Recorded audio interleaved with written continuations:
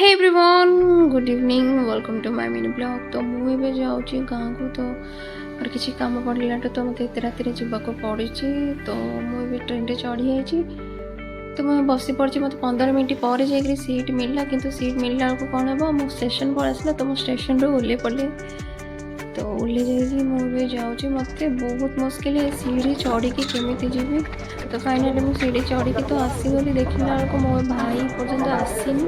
तो मुझे देखिपे मो रिएक्शन केमी। तो रिएक्शन ये कि अध घंटा लेट करके आसी चोर। तापर आम चलू घर को। ये थी सरस्वती पूजा आम गाँव। तो ये आमर माछ मार्केट, आउ ये हूँ आमर परिबा मार्केट हाटटा। तो ये थिला आज ब्लॉग। तो आपण मानको भल लगी तो लाइक शेयर सब्सक्राइब करते। देखा नेक्स्ट वीडियो। बाय।